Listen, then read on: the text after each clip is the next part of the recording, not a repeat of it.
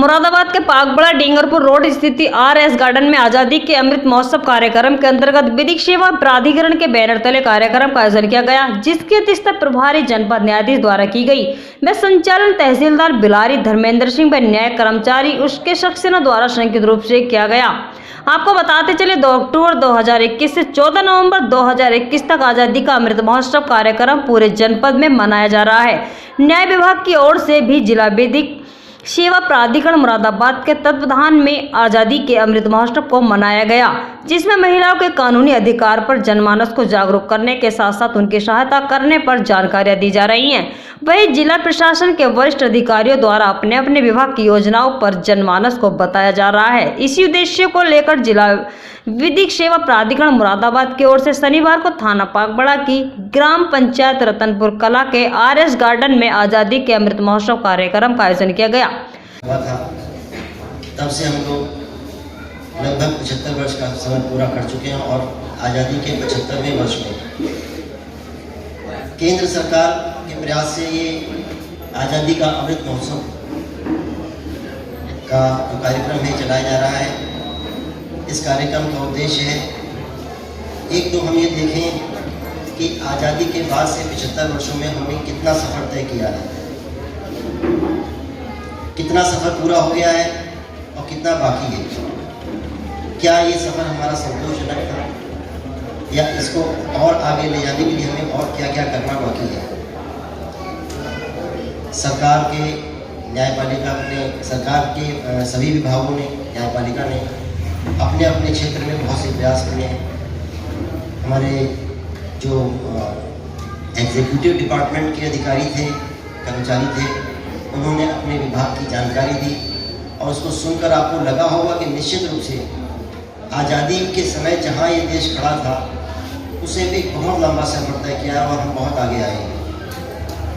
लेकिन इस सफ़र को तय करने में केवल सरकारी अधिकारी, कर्मचारी या न्यायिक अधिकारी का प्रयास होता रहे, इतना शायद पर्याप्त नहीं है, क्योंकि ये जितने भी प्रयास किए जा रहे हैं वो आपके लिए किए जा रहे हैं, देश की जनता के लिए किए जा रहे हैं, देश की जनता के विकास के लिए किए जा रहे हैं।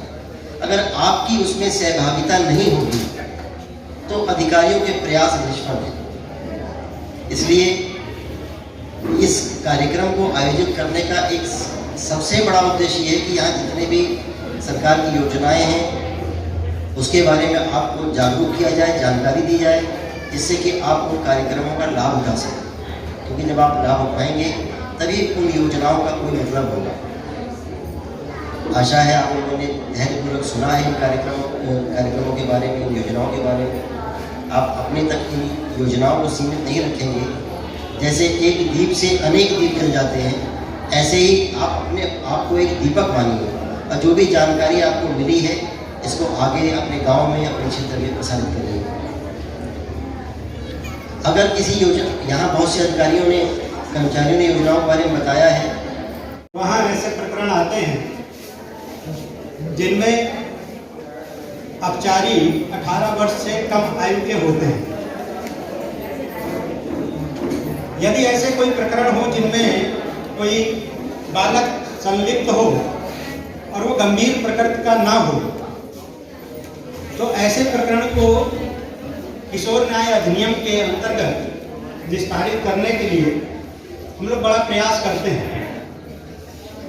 कई बार उस कानून की बारीकियों का पता नहीं होता है और हमारे सामने जो वकील साहबान होते हैं वो भी नहीं चाहते केस चलता रहे, ये उनकी मंशा रहती है कि हम लोग बड़ा समझाने का प्रयास करते हैं उनको एक गार्जियन के थ्रू कि इसमें कोई सजा का विशेष प्रावधान नहीं है अनलेस की जिसका ऋण, यानी जिसका ऋण आप हम कोई नहीं चुका सकते। घर में अगर सबसे पहले कोई उठती है तो होती है हमारी माँ, ठीक है, आपकी बीवियां, बहनें, भाभियां, जो भी घर में मातृसत्ता होती है सबसे पहले वो घर में उठती है और शायद सबसे बाद में बिस्तर पे वही जाती है।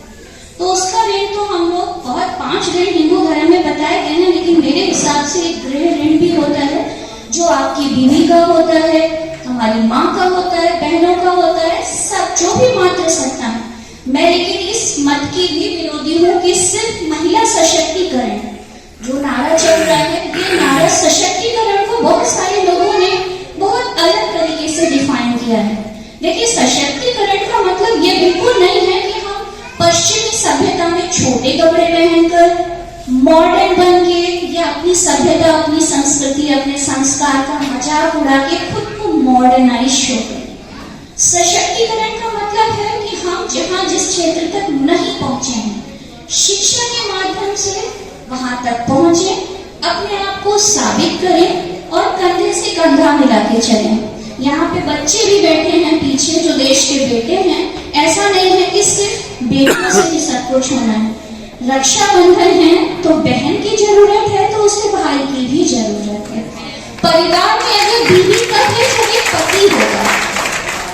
तो जब तक गाड़ी में दो पहिए नहीं होंगे, गाड़ी चलेगी नहीं। इसलिए अगर हम अपनी बेटी को ये सिखाएं कि बेटा अपनी हिफाजत आपको ऐसे करनी है, किसी चीज को बर्दाश्त नहीं करना है जो गैर कानूनी है, अपराध है, नैतिक रूप से, सामाजिक रूप से, आर्थिक रूप से या किसी भी रूप से। वहीं हमें अपने बेटे को ये भी सिखाना है कि बेटा जैसे अपनी बहन को कोई छेड़े तो खून खौलता है, वैसे अगर आप किसी की बेटी पे कुछ गलत करोगे, टिप्पणी या कुछ भी गलत करोगे, अनैतिक या कुछ भी, तो वो भी गलत है। क्योंकि आपकी बहन अगर जैसे वैसे और लड़की किसी और की बहन और बेटी भी हो सकती है।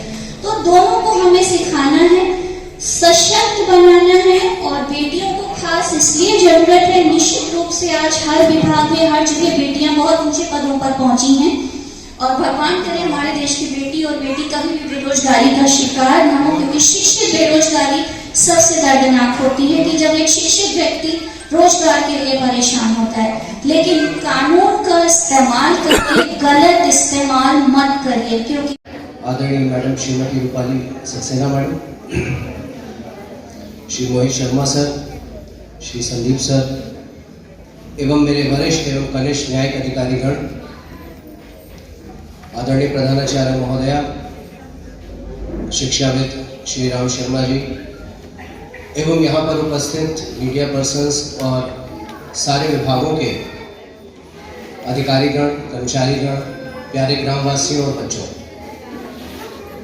सर्वप्रथम मैं पहले तहसीलदार साहब को और आप सभी ग्रामवासियों को ये बधाई देता हूँ कि आप इस मेगा कैंप में सहभागिता आपने की और इस अवसर को आपने सुअवसर में कन्वर्ट किया है, बदला है और विभिन्न विभागों की जानकारी में शिरकत की है। पहले तो आप ये देख रहे होंगे कि आज़ादी का अमृत महोत्सव ये क्या है। जो लोग अखबार पढ़ रहे हैं उनको थोड़ा बहुत आइडिया होगा, टीवी देख रहे हैं, न्यूज़ देख रहे हैं, उसमें भी उनको पता होगा। ये अमृत महोत्सव क्या है? 75 वर्ष, ये हमारा आज़ादी का 75वां वर्ष चल रहा है। तो इस 75वें वर्ष को मनाने के लिए माननीय सर्वोच्च न्यायालय ने सरकार के साथ मिलकर ये अमृत महोत्सव का आयोजन जगह जगह हर ग्राम में करने का निश्चय किया था, जो 2 अक्टूबर से 14 नवंबर तक चल रहा है। सबसे पहली बात है कि हम शारीरिक रूप से तो 75 वर्ष पूर्व आज़ाद हो चुके हैं, ये हम सभी को मालूम है कि 75 वर्ष पूर्व हमारे स्वतंत्रता सेनानियों ने, हमारे पूर्वजों ने बहुत सारे बलिदान दिए। किसी ने अपना परिवार छोड़ दिया, कोई फांसी पे चढ़ गया, किसी ने अंग्रेजों की गोलियां खाई, जिससे हम लोग आज़ाद हो सके।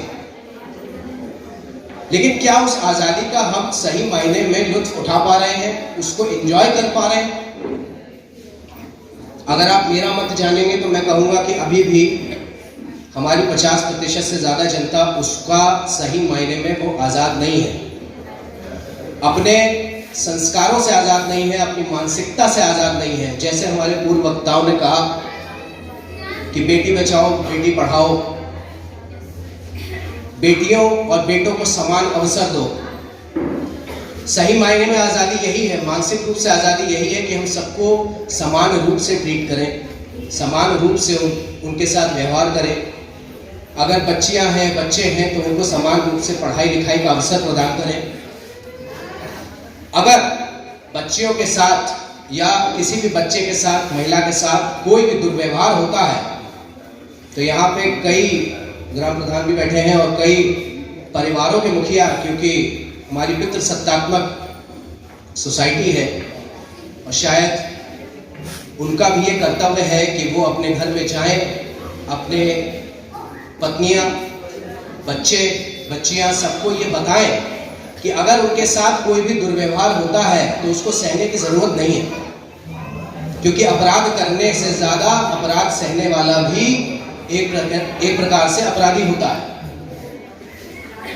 जरा सी भी छेड़खानी होती है, जरा सी भी आपके साथ दुर्व्यवहार होता है तो आप सीधे पुलिस में जाइए। वो नहीं सुनते हैं तो जिला विधिक सेवा प्राधिकरण में आइए।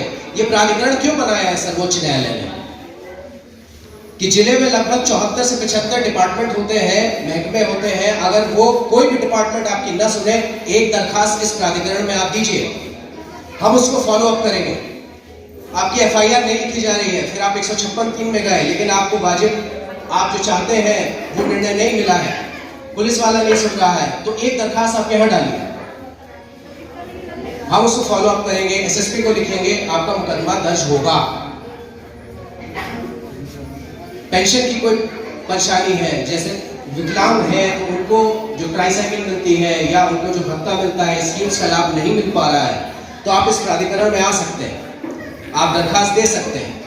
इसके लिए माननीय सर्वोच्च न्यायालय और माननीय उच्च न्यायालय ने ऑनलाइन व्यवस्था भी की है। अगर आप जिला विधिक सेवा प्राधिकरण, राज्य विधिक सेवा प्राधिकरण की वेबसाइट पे जाएं तो हमारी वेबसाइट है, अभी पैम्पलेट आपको बटेंगे, उसमें वेबसाइट, हेल्पलाइन नंबर सब है। आप अगर हेडक्वार्टर पे जाके जिला विधिक सेवा प्राधिकरण के कार्यालय नहीं पहुंच पा रहे हैं किसी वजह से, तो आप ऑनलाइन अप्लाई कर सकते हैं। हम रोज उसको फॉलो अप करते हैं कि कितने आवेदन आए हमारे पास ऑनलाइन, और उसके बाद हम जो विधिक प्रक्रिया है उसका अनुपालन करते हैं। इसी विगत अगस्त 2021 में जो भी यहाँ पे लोग, ग्राम प्रधान जी आप एंड्रॉइड फोन यूज करते हैं, प्ले स्टोर होगा आपके पास, ये आपकी भी जिम्मेदारी है कि यहाँ पे जिनके पास एंड्रॉइड फोन है, और अगर नहीं है तो आप ग्राम प्रधान जी के पास जाइए। एक नालसा ऐप लॉन्च किया है माननीय सर्वोच्च न्यायालय ने अगस्त 2021 में, जिसमें आप ऑनलाइन आवेदन कर सकते हैं। किसी के साथ अगर कोई दुर्व्यवहार हुआ है या कोई अपने किसी भी स्कीम्स का लाभ नहीं मिल पा रहा है, तो वो ऑनलाइन आवेदन उस ऐप के माध्यम से कर सकता है। वो सीधे मार्क होके हमारे प्राधिकरण में आ जाती है, हम उसको फिर फॉलो अप करते हैं। तो आपके प्रधान जी से मेरा ये अनुरोध रहेगा और आप सबसे ये अनुरोध रहेगा कि नालसा ऐप का भरपूर उपयोग करें और ऑनलाइन भी आप आवेदन कर सकते हैं। दूसरी बात यह है कि जिला विधिक सेवा प्राधिकरण के मैं संक्षेप में आपको उसके दायित्व और कर्तव्य बता रहा हूं, उसको ध्यान से आप सुनेंगे तो आप इसको परिचालित और प्रसारित भी कर सकते हैं। क्योंकि मेरा मंतव्य ये है, और यहाँ पे जितने भी हमारे वरिष्ठ अधिकारीगण हैं, सबका मंतव्य यही है कि यहाँ आने पर केवल ये 100-200 लोगों तक सीमित न रह जाए। आप जाएंगे, ये व्यक्ति से व्यक्ति परिचालित होने की बात है कि ये जितना ज्यादा प्रसारित हो सके, ये योजनाएं हैं, विधिक प्राधिकरण है, कैसे विधिक सेवा मिल सकती है निःशुल्क, ये सारी चीजें आप बताएं। तो जिला विधिक सेवा प्राधिकरण के मुख्य 3 काम है। पहला, लोक अदालत को कंडक्ट कराना। लोक अदालत जैसा कि आपको विदित होगा, नहीं है तो मैं बताता हूं, अगली लोक अदालत 11 दिसंबर 2021 को होगी।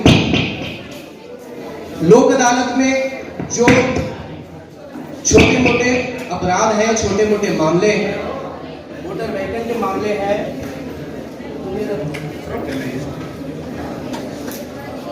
छोटे मोटे जो मामले हैं, उसको जो है आप लोक अदालत के माध्यम से, जैसे बैंक से किसी ने लोन लिया है और किसी का वाहन का चालान हो गया है, तो उसको आप लोक अदालत में निपटा सकते हैं।